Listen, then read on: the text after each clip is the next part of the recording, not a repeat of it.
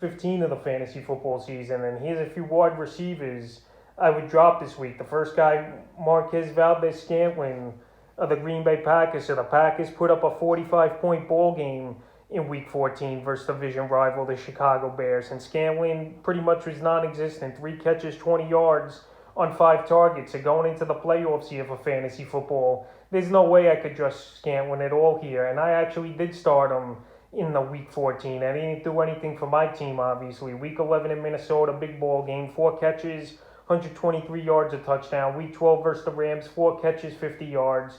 And then versus the Bears, he put in a dud, 3 catches, 20 yards. Week 15, not a great matchup as well at Baltimore. That gives up the 19th least amount of fantasy points to wide receivers on the season. But right here, pretty much, we know how it goes over there in Green Bay. It's Davante Adams, Aaron Jones, and A.J. Dillon, where maybe these guys here and there doing a little bit. We saw Lazard score a touchdown in Week 14, I know. But you can't trust any of these Packer guys besides the 3 guys I mentioned. So right here, going into the playoffs, there's no way I could trust MVS. And he's an easy guy to drop, and he's still owned in 51% of fantasy leagues. The next wide receiver is Elijah Moore of the New York Jets. So Elijah Moore, very impressive rookie season here for Moore, who pretty much played with backup quarterbacks the whole season. Most of these guys like Mike White, Zach Wilson, Johnson, and Flacco, they're not starting quarterbacks in this league here. So Elijah Moore, an impressive season it's been for him in his rookie year.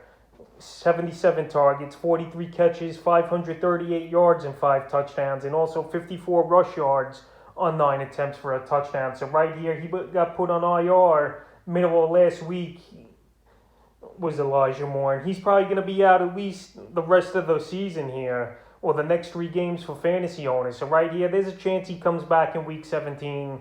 But if you have a bench spot or obviously need the roster spot, there's no reason to hold on to him. And right now, he's been dropped in 16% of fantasy leagues, is Elijah Moore. Still owned in 63% of leagues. And the only way I obviously would keep him in his dynasty leagues or keeper leagues where you could keep a decent amount of players. But as far as redraft leagues, no reason to hold on to Moore. The earliest he's going to come back is Week 17, like I mentioned.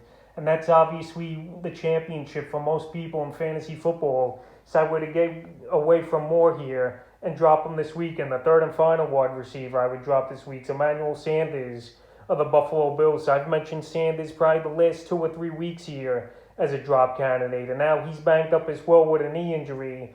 And he was done for the day early in that ball game in Week 14 at the Tampa Bay Buccaneers. So the last few games here, he's been non-existent for the most part, Sanders. Week 10 at the Jets, 2 catches, 27 yards, a carry for 24 yards. Week 11 versus Indianapolis, 3 catches, 26 yards. And Week 12 at New Orleans, 3 catches, 28 yards. Week 13 versus the Pats, 3 catches, 22 yards. And Week 14 at Tampa before he left, 1 catch, 25 yards. So right there, that's 5 games in a row where he hasn't reached double-digit fantasy points in PPR leagues. And right here, that offense is Diggs, Beasley, Dawson Knox, and Gabriel Davis. So right here, he's banged up. He's a deep threat, I know, for this Bill team, but he just hasn't been consistent right now in the last 5 or 6 weeks of the season, and there's no reason to really hold on to him on your roster, even though he is still owned in 58% of fantasy leagues. So that's a few wide receivers I would drop here for Week 15 of the fantasy football season.